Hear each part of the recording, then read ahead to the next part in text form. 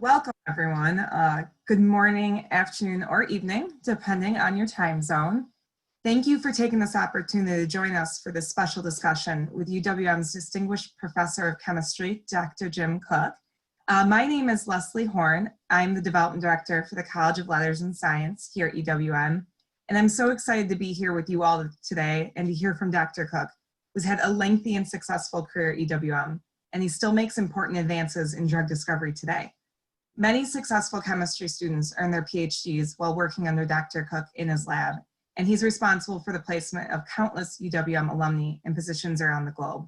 And I know some of you are here with us today. We came up with this idea with Dr. Cook to reconnect him with his former students and UWM chemists a few years ago, and we're so delighted to be making it a reality today. Thank you for helping us honor his profound career. And with that, I'll hand it off to Tom Lujack, UWM's Vice Chancellor for University Relations and Communications. Thank you. Thanks so much, Leslie. And we want to welcome all of our viewers, participants who literally, as we understand it, are not only from across the country, but across the world, people who have known Jim for many, many years. And because many of you were students of Dr. Cook, you already know what a terrific teacher and a scientist he is.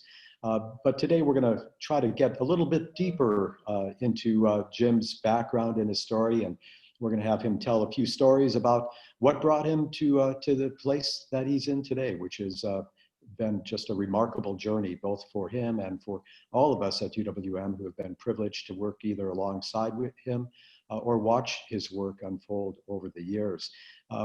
Some of you have been away from UWM for a while, so probably good just to give you a quick update that Jim has not slowed down. He is incredibly prolific in his research, and although he has emeritus status, he's told me more than once on the radio program that I do here in Milwaukee on WUWM that he's not retired, that he in fact is just got a different title as he continues to be very, very engaged. He's got over now 60 patents and counting, patents or patent applications, and we're very proud of the fact that those patents are now filed through the UWM Research Foundation, something that did not even exist when some of you were here on campus.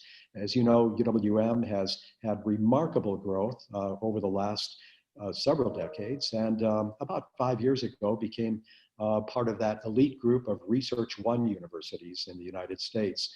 And I have to tell you, as an administrator, I personally am convinced we never could have received our R1 status if it weren't for the great contributions of Jim Cook and other wonderful faculty members who have spent their career doing fabulous research that really does make a difference, both here in Milwaukee and Wisconsin and much beyond. So that's a bit of background. I've got a list of questions that I'm going to start with from Jim, but I want you to know that we want to engage all of you in today's conversation.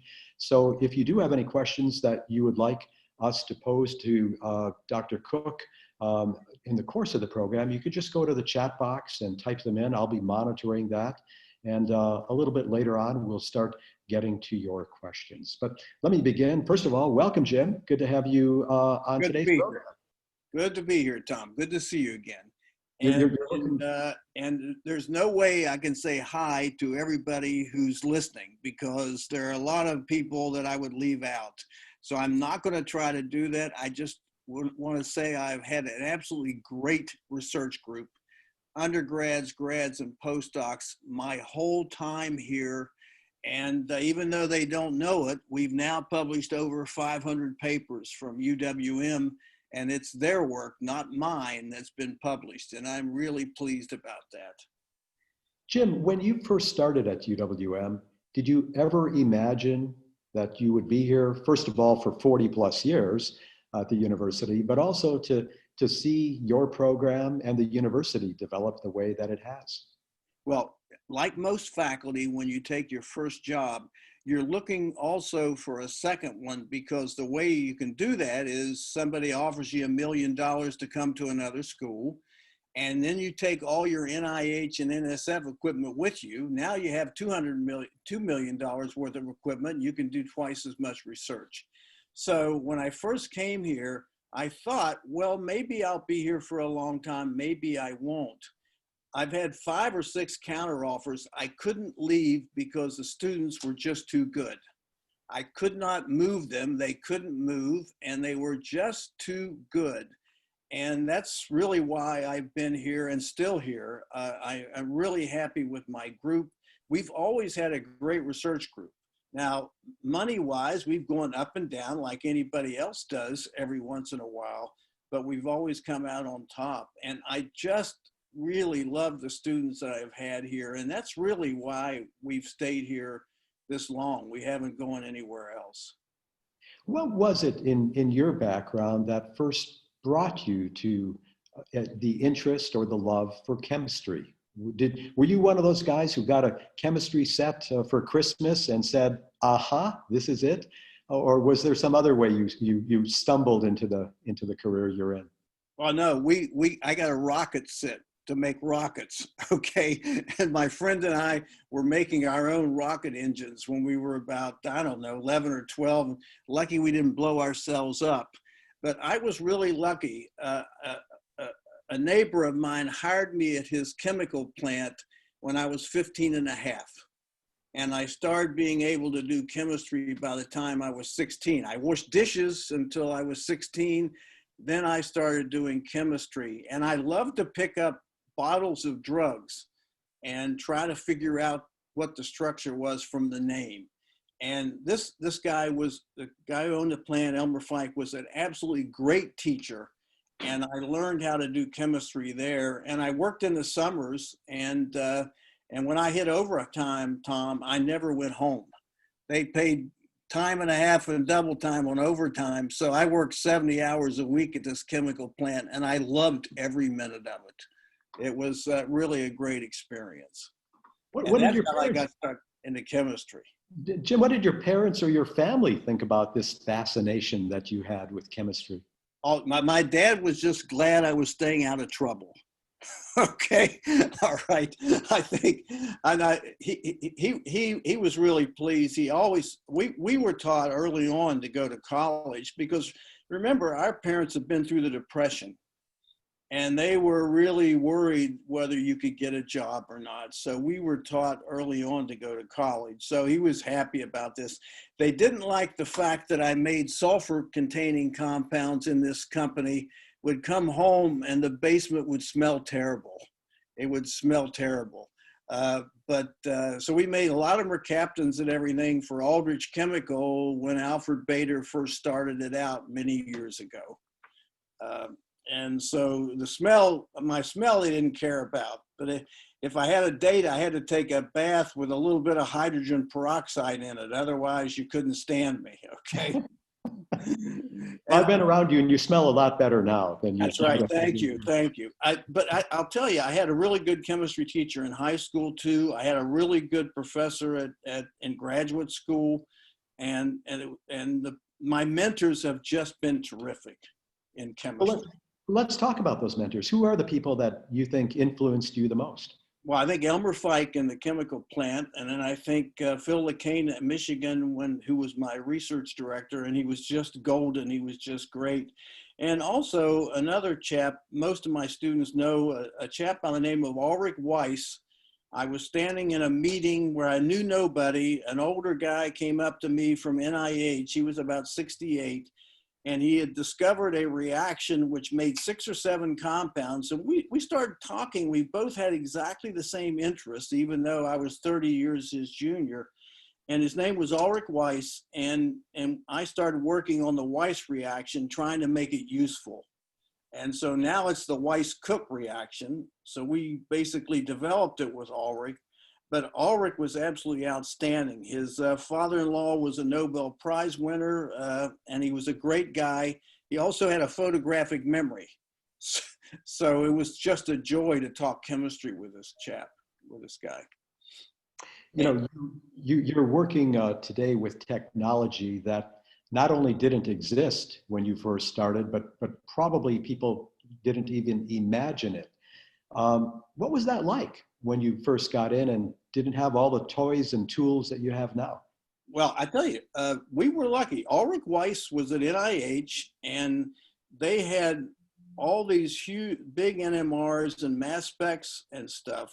So in the beginning, we sent our samples, mailed our samples, express mail to NIH to be able to get them run. The spectroscopy in Milwaukee worked, but at NIH, they had really high resolution NMRs and mass specs.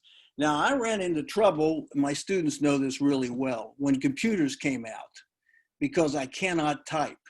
I had polio when I was 1 year old, and I could play basketball and baseball all day long, but I couldn't type. I lost 20% of the fine motor control in my arms. And so it took a while, and my students know the only button I know how to push is forward. Okay, because they type, most of my students basically type all schemes and stuff that we use, because they can do it light years faster than I can.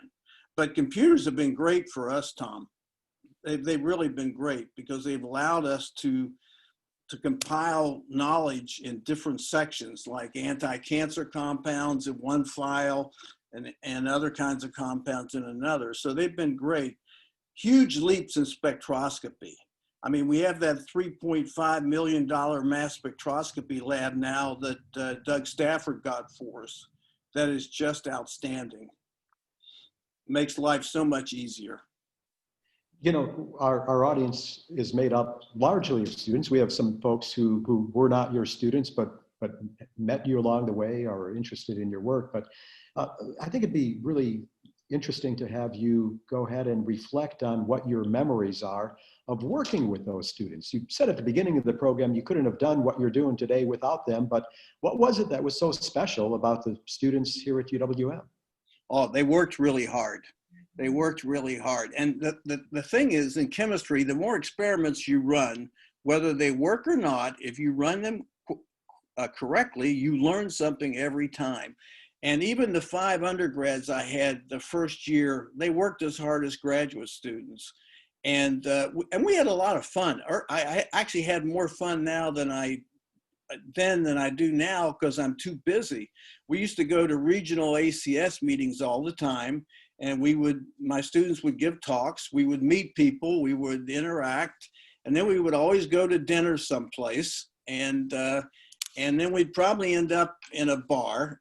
We didn't get smashed, Tom, so don't worry about that, okay? But we would end up having a really good time. In fact, I took 5 or 6 of them to a meeting in Bozeman, Montana once, and so we could take them to Yellowstone. So some of my students from China got to spend time in Yellowstone and doing things like that. And we had a young guy in our group who was very, very thin, and he looked as skinny as Mick Jagger. And he could do unbelievable imitations of Mick Jagger. And so every time we were in a place where you could go dancing or whatever with the group, if they played a Mick Jagger song, the whole floor would clear, and Jim LaLoggia would do his thing. And it was really terrific. So I think I had really a lot of fun with them early on. And then I just got too busy. The kids get older, you get grandkids eventually, and you're more like a banker than anything else. But I think we have fun now when we publish papers. Every time we publish a paper, I think it's really enjoyable. Every time somebody graduates or something special happens, we go to Harry's Bar and Grill right up on Oakland. And we also go down to the Wisconsin Club for Christmas, because many of these students they celebrate Christmas here now, but I mean, not from their home country. So they get to see the Wisconsin Club, which is absolutely gorgeous, decorated at Christmas time. And I think we all look forward still to that. The COVID has interfered with it now, but a year later, we'll be back there again. Yeah, you're bringing back, I'm sure, memories for our listeners and viewers from who are joining us from cities far away from Milwaukee. Are students any different today than they were when you first got started 40 years ago? Now, people say they are, but I mean, they really aren't. If they have an interest in chemistry, they are just as devoted to learning and working hard as they used to be. Now, nowadays, though, a lot of students who would have gone into chemistry go into business. So we lose a lot of good students. There's no doubt about it, because they go into business or architecture. But the ones you get who really, really like chemistry work just as hard as they did years ago. People will tell you they don't, but that's because some of those students are not as interested in chemistry, and because there are a lot of other things going on, and it's a bit different. This week, the Nobel Prize for Chemistry was awarded to 2 women for their work on CRISPR, the gene editing tool that's being used probably by some of the folks on this call today. What was your reaction when you heard that 2 women were winners of this year's award? Well, I think I was more impressed with CRISPR, okay, which is really an outstanding contribution. But it was really neat to see 2 women win the Nobel Prize. I agree with you. When I first opened it up and saw it, I thought, my goodness, these are 2 women. This is really, really special. Now, for us in my group, we've had, I don't know, we may have had the majority of our students may have been women. I don't know. We had a lot of women chemists in my group, okay, for a long time. And it's been great. They're just, you know, they're super. They're super. Yeah, it's wonderful to see the diversity that you've had in your classrooms. That, of course, is one of the traits that makes UWM so special, because we are an access institution with more people of color in our ranks than any other university in the state of Wisconsin. Yeah, I like it. I like the diversity. I mean, everybody is like a blank slate when they walk in that room. They're all equal. They may not be equal when they come out. One may have an A, one may have a B, one may have a C, but when we go in, everybody is equal. And I like that. I think that's part of why I went into teaching, is I don't believe in racism, and if you're a professor, it's a perfect job then if you don't believe in racism, because everybody's equal. Yeah.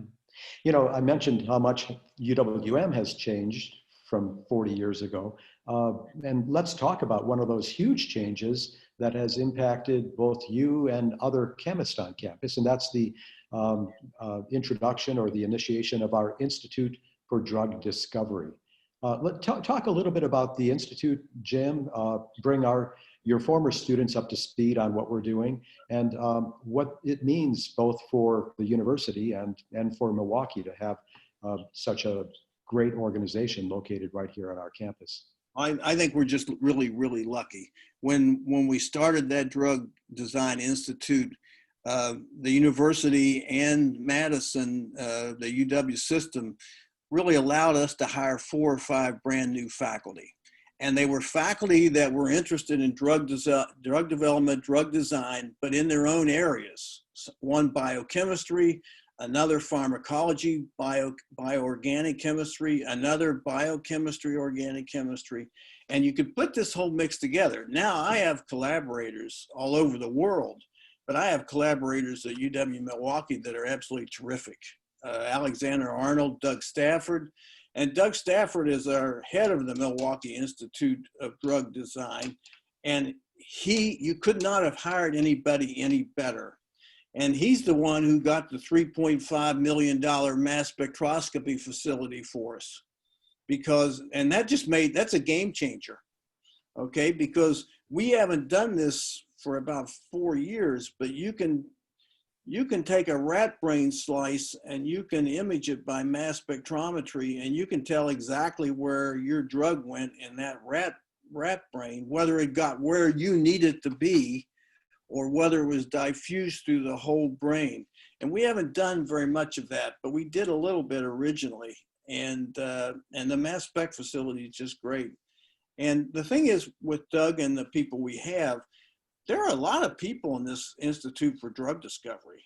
I mean, there are probably 15, 20 people in it, Tom, and I'd say 10 to 12 are really active working together. I mean, we work with Alexander Arnold, Doug Stafford, and some other faculty all the time.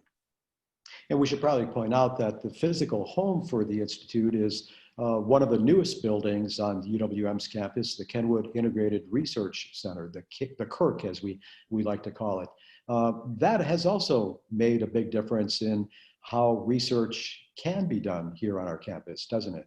Yes, it really does. And if you look in that, if you look in that Kirk building, it is just gorgeous. It is really pretty. I think there's a floor dedicated to a really well-known physicist higher up on in that building, and it's really was originally designed to be a physics building, which it is, but it also has this mass spec Kirk facility in it, which is, if you go in there, it looks better than most companies you would find.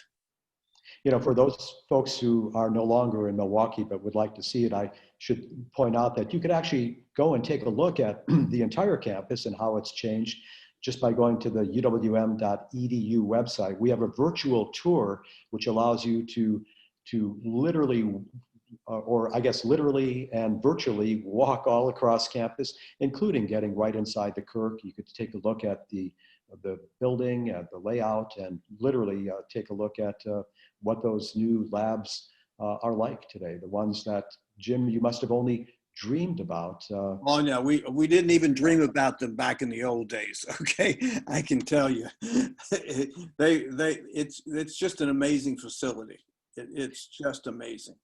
You know, as we talk about facilities, we probably should make sure everybody is up to speed on the new chemistry building that has been approved for UWM by the state of Wisconsin. That's also a big deal for you and your colleagues, isn't it? I think so. And again, Doug Stafford and Joe Alston and other faculty have spent light years of hours really putting that building together, or trying to design it with the architects and making sure it's beautiful, pretty at least, and really functional. And things are going really well, at least according to what the faculty tell me. Yeah, that building, by the way, was approved by the Wisconsin State Legislature and the governor earlier this year when they put together the state budget. And the plan right now, it's an $80 million plus facility that is in the design stage now. And I believe the hope is that they will actually begin construction about mid next year. So it takes a while to build these things, but it will be located right adjacent to the Kenwood Integrated Research Complex at the corner of Maryland and Kenwood. So again, if you haven't been in Milwaukee for a while and would like to come back and take a look, building won't be up just yet, but you could come and take a look at the drug discovery unit. But that's a very, very exciting program. And by the way, the old chemistry building where a lot of your students and you, Jim, spent your time, that building, by the way, is going to be coming down eventually. There are plans to tear it down and repurpose that space, but it's a small price to pay when you're going to have a sparkling new chemistry building to do your work in.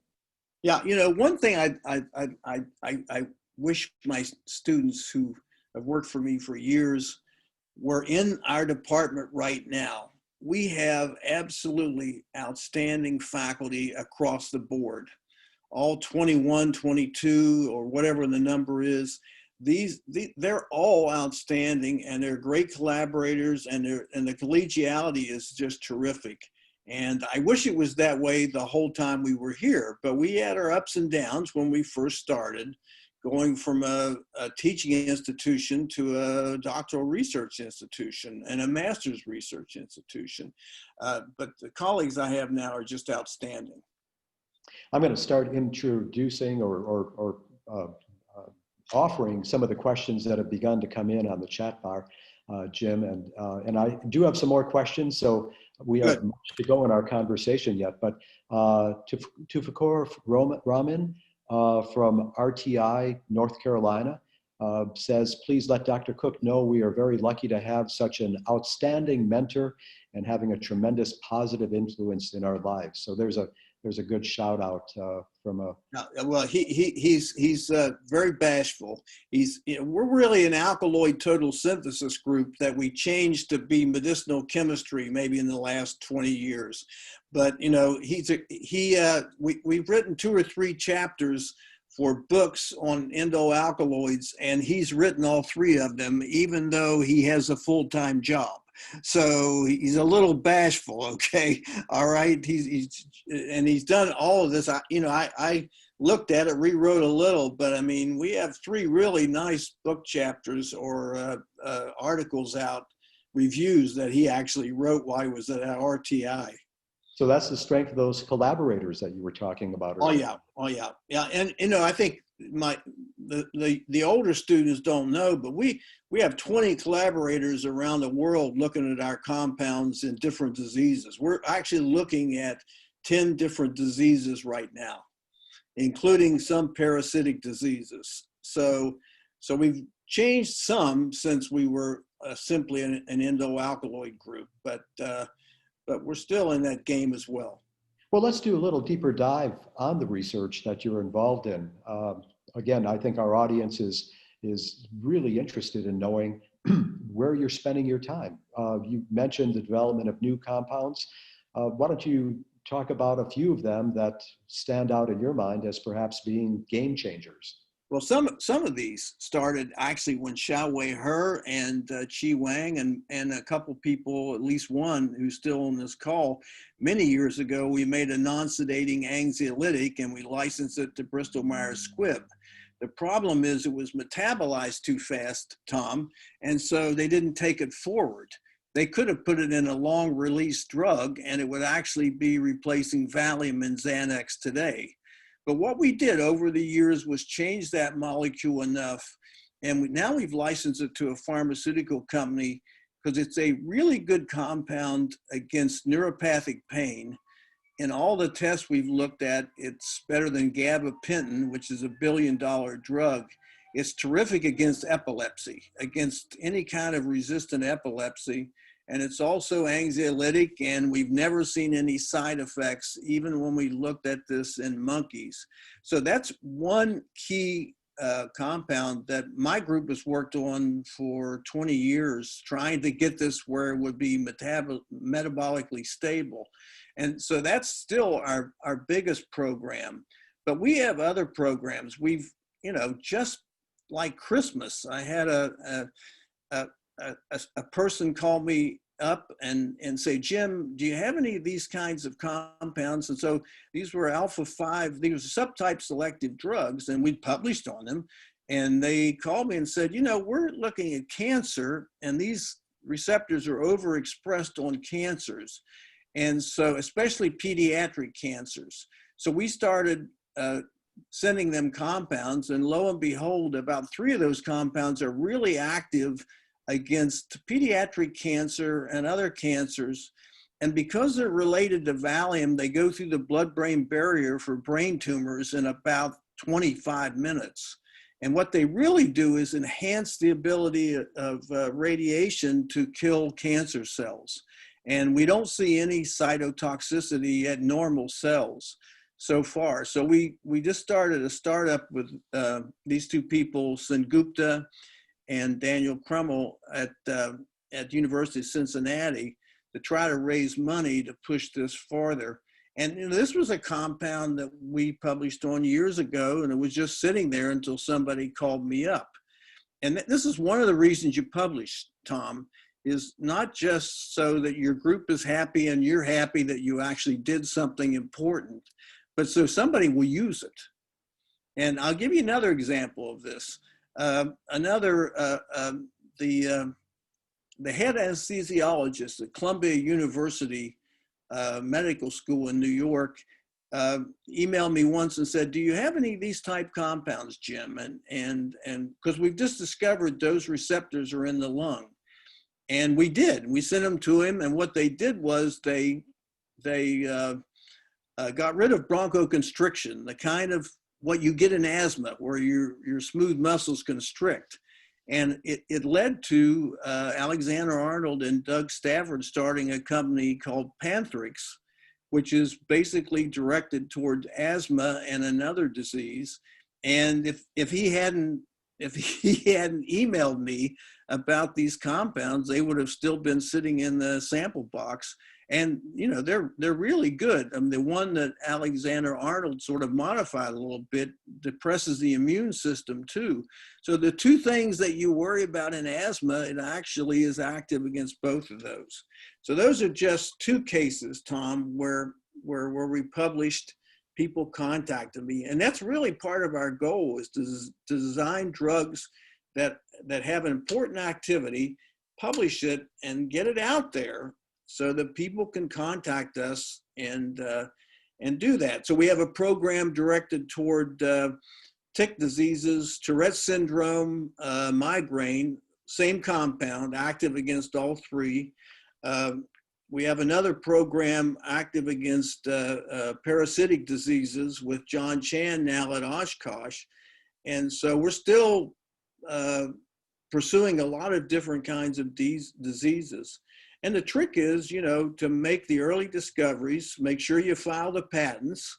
I mean, Jessica Cefalgi is all over me. I wouldn't dream of publishing something without checking to file a patent first, and then publish it, get it out there, and then somebody will contact us and say, Jim, you know, I think we can really use this compound in this disease. And, you know, some of these diseases, Tom, we never thought about treating.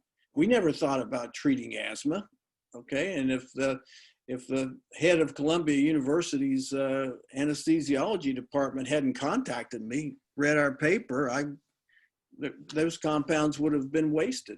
It seems like really.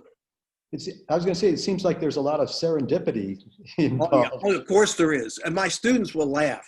Okay, they will laugh because, you know, and even most medicinal chemists who are really well known will laugh when you say, well, we discovered this by accident, okay? And they will say, well, geez, most things are discovered, Jim, in drug discovery by accident, okay? So it's a pretty well-known joke for us.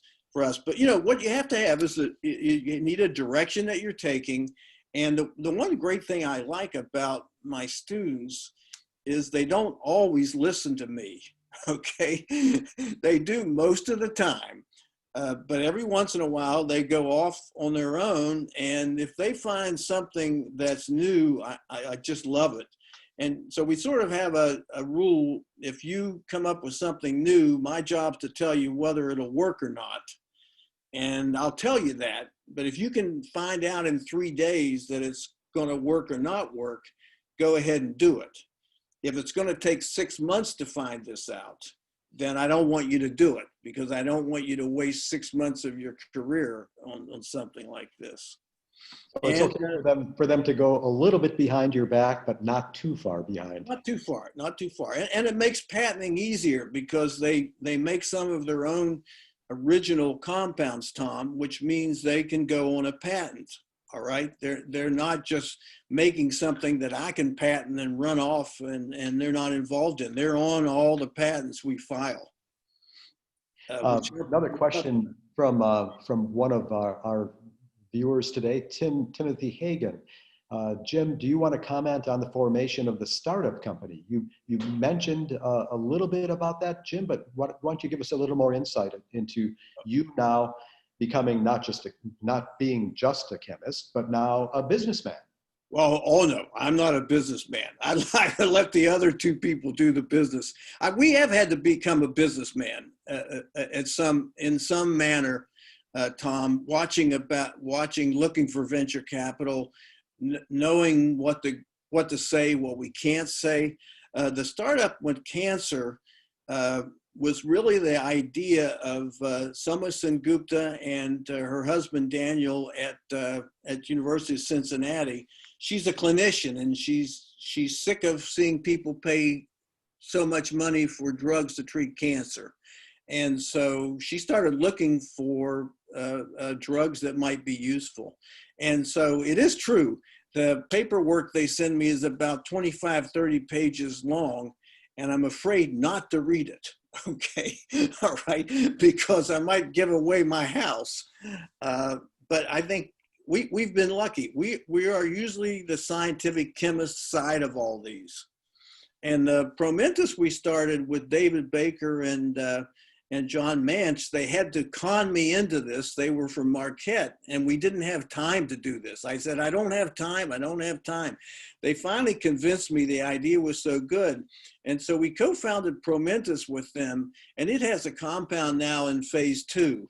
I don't know how far it's going to go, Tom, because if you're in this game, you know that it's a tough haul.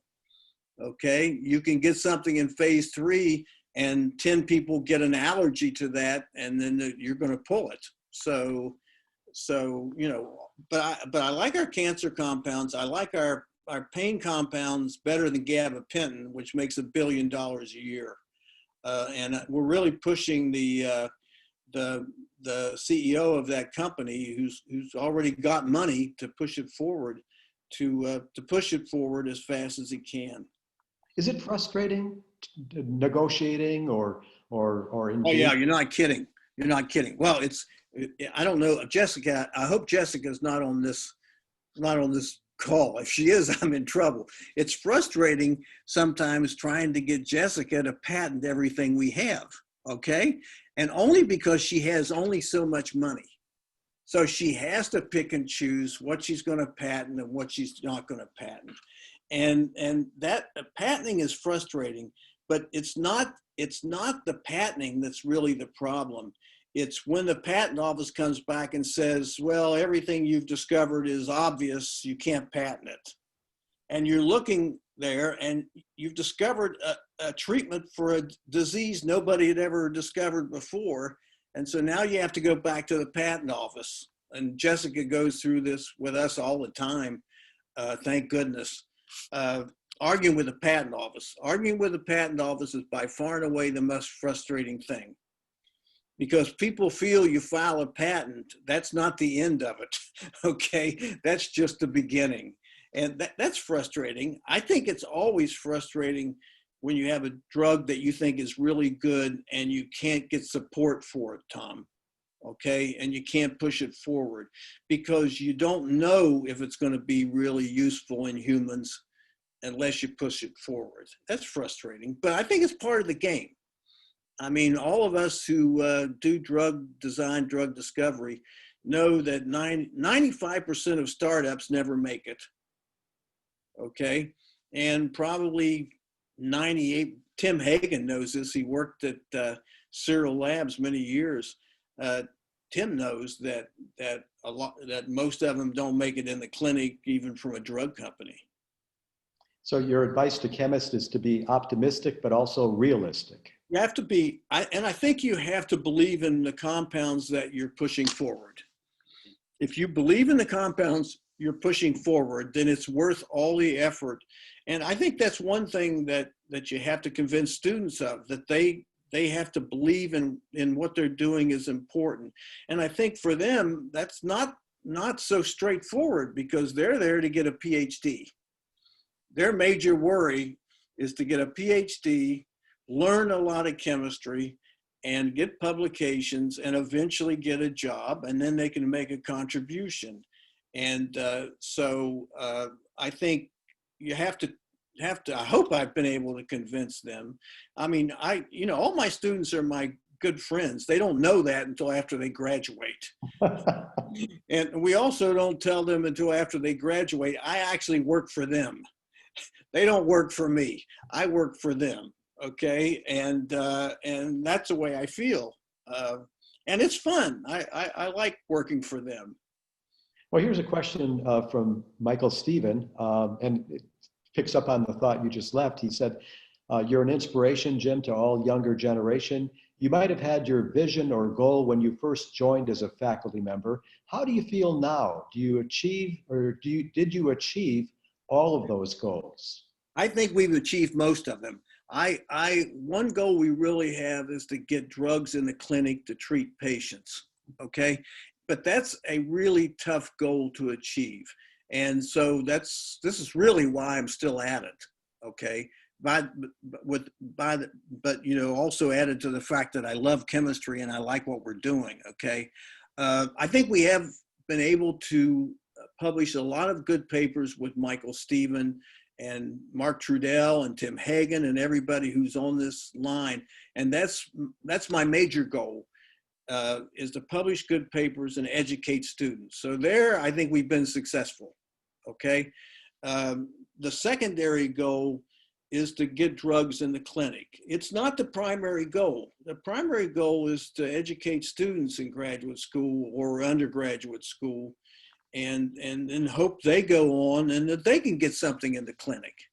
And I know some of the people on this call have gotten drugs in the clinic, okay? So in that sense, we've been successful too. But Michael's right. I'd like to get a drug in the clinic. And Michael's in India, by the way. So I don't know what time it is there, but I'm glad to have you, Michael. Bill Seitz, who says he's a former Hussein student, is watching. He says, having a fun discussion about memories on the 7th floor, the great iron chemistry versus alpha 6 GABA debate. Fill us in. What's that? Well, they were, they did a lot of really novel chemistry in Dr. Hussein's group, and they were using iron as part of their medium. It was an iron catalyst that they discovered. And when Bill was there, and it's still to this day, Mahmoud's Hussein's guys do some of this iron chemistry. And we've done some iron chemistry, but never picked it up like Mahmoud's people have. Now, on our side of the floor, we're looking at subtype selective ligands, and one of these are alpha 6 compounds. And one of the people that work with Bill Seitz is Dan Knutson, and he's my big alpha 6 gun. And that's the compound that we think will be really good for migraine. We think for Tourette syndrome. It's active in a Tourette syndrome model, and as well as jaw pain. If you have trigeminal pain in the jaw and you can't get rid of it, it looks like it's certainly active and really good in those models. And Dan is not bashful, and neither is Bill, and they're working together. So I think that's where that question came from. Brings back a lot of memories. Oh no, these are great memories. I can't, the thing is, I can't tell you all the great times I had with Mark Trudell and with everybody, where we would go to meetings together. I think that was really part of the most fun. Great fun when we went to celebrate something, absolutely. Used to be at Cult's when it was open, the German restaurant. Out on Oakland Avenue with those great. On Oakland Avenue, you're absolutely right. You got it, Tom. Okay, that's right. Now it's Harry's Bar and Grill. Yeah, stein of beer and a quart of ice cream. That's right. Yes, that is Cult's. Yeah. Hey, Jim, yes. As I mentioned, have interviewed you on my radio show. It's called UWM Today on WUWM. And by the way, folks, you can go back and listen to interviews I've done with Jim on the station. Just go to the WUWM.com website, and under the program guide of UWM Today, you'll see a listing of shows going back for years. And Jim actually did an interview with us back in January. And I think it was on that last show that I asked a question that in retrospect was probably a really dumb question, but it's something that I suspect people who aren't chemists, and I'm not a scientist, I'm not a chemist, ask themselves. So, what is there, you do ever reach a point where you stop discovering stuff? I mean, you talk about hundreds or thousands of compounds. I mean, at what point do you say we've run out of avenues to walk down? Or No, you never run out of avenues. In fact, every time, even when things don't work, sometimes that's actually more interesting than when they do. Sometimes when they react and give you a compound that you would never expect, you end up discovering a new reaction. We've done that on 3 or 4 occasions, complete accident, okay, and going off and discover new reactions. I think as long as you're still in the game and want to do this, okay, you're always discovering, because every day is a new problem. All right, it might be a good problem, a bad problem, okay, but every day is a problem that you have to solve. And I think for me, since I retired, and I haven't retired, there are problems on campus because people don't know what to do with me.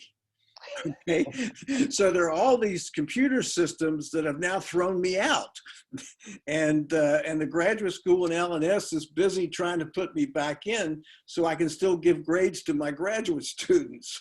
All right, and so there are always things going on, but we have. I just get thrilled every time a student makes a new compound. Okay. And if it has great activity, great. If it doesn't have great activity, we learn, don't make that kind anymore. Put those aside and don't worry about it. Yeah, yeah, and new problems come along. COVID right now, Yeah, right. the COVID-19 issue. Reflect, if you will, on this race to a vaccine. What role do you think chemists are playing in this? And I know chemists are playing a role. They make haptens. Chemists. There are chemists doing biochemistry all over. The people who are actually designing this vaccine are virologists as well, but they're chemists and biochemists. All right, because you have to manipulate the antibodies chemically. You have to have a hapten, and you have to have a chemist make that. So, for instance, I have several friends in the drug abuse area who are chemists who have made vaccines that are active at least against drug abuse because they actually sequester, if I can say it, cocaine from the body. All right.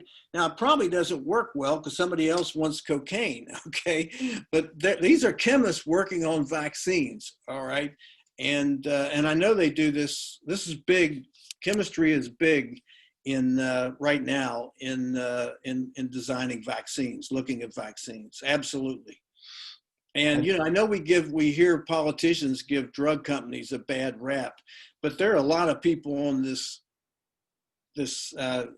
discussion that work in drug companies that know that drug companies work really hard.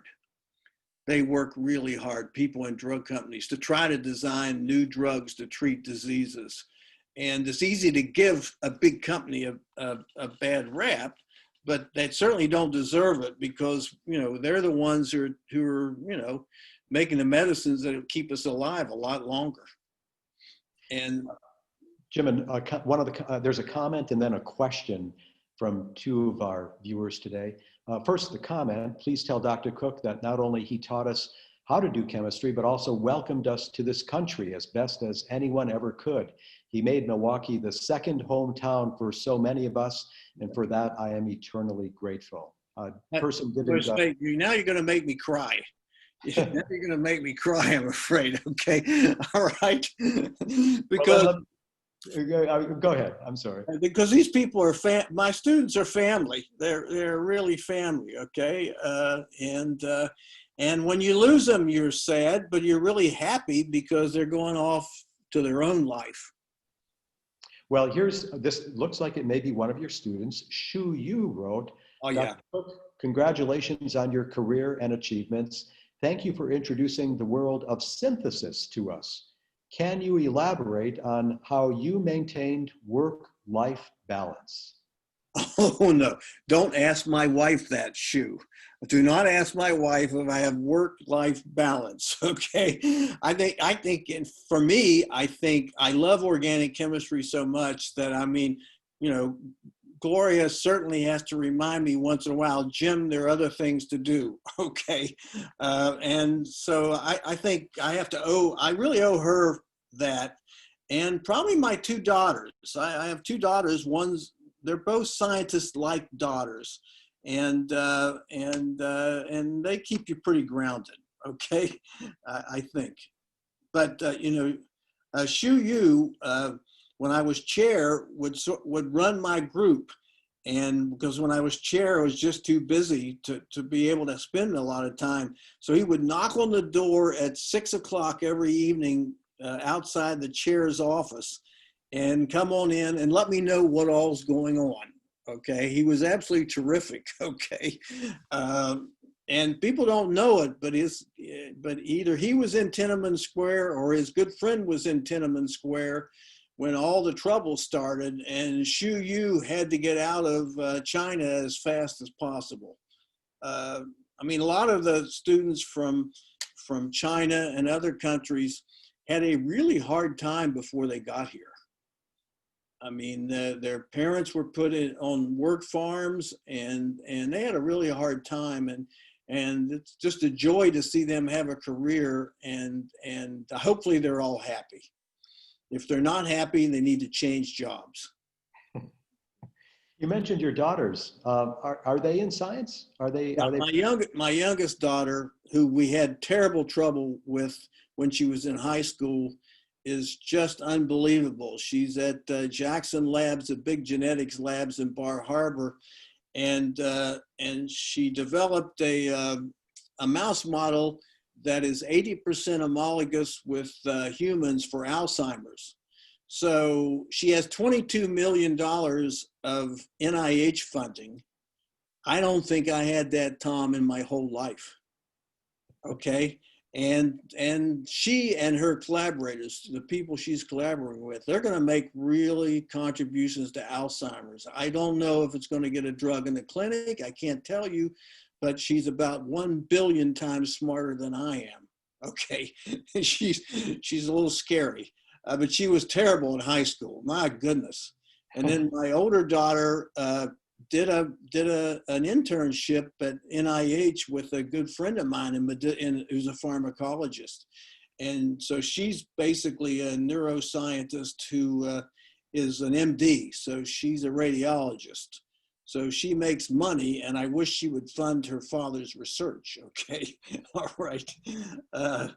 But both of them like science, and I never said a word to them, okay, about going into science. I just kept my mouth shut.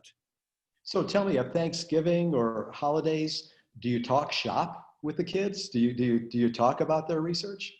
No. I do with my daughter, my youngest daughter. My youngest daughter, I talk about Alzheimer's some, but not very much. And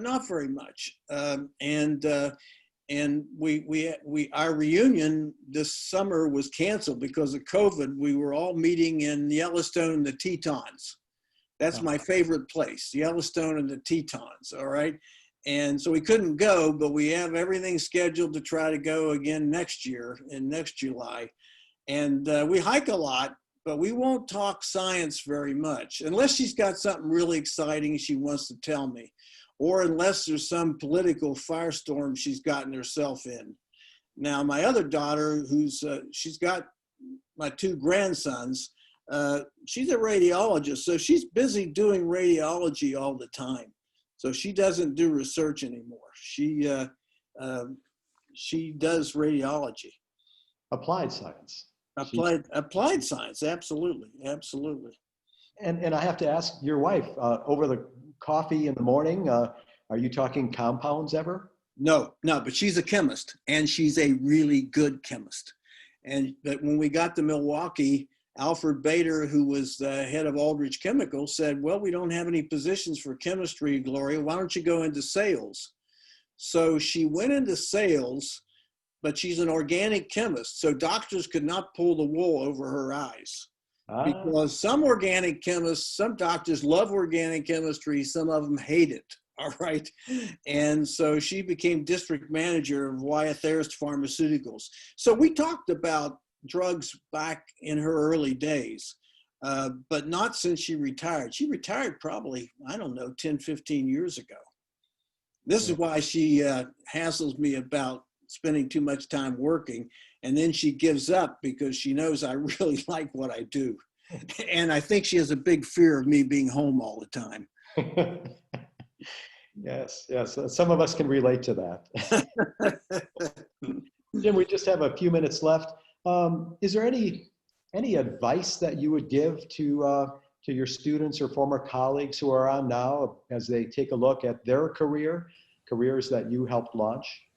Well, I think our goal, even though it was unspoken, when they were there, was that we wanted them to be happy. I wanted them to be so well educated that they would be happy 15, 20 years down the line. and so well educated that if they were in a bad position working for some boss that wasn't very nice, or some company that they didn't like, that they could change jobs. And, you know, my advice still is to try to learn more, make yourself valuable. And if you love the job place where you are, and I know a bunch of them do, you know, stay there. But if not, if you're not happy, please move. Find some place where you're going to be happy, because life's too short and they had to work too hard as graduate students not to be happy later in life. That's for sure. How about you? How long are you going to keep going? Well, I managed to con him into an adjunct professorship for 10 years. So in theory, I could go, I'm going to go to 85, and then if they'll let me, I'll stay longer, okay? It depends on health, okay? And it depends on grant money, and it depends on the department, because, you know, there are young people coming in too. I don't want to quit. I don't want to quit making compounds, okay? And because I had polio, I'll never be one sitting around being able to write reviews. It just takes me too long to type them. So I have to still keep doing chemistry.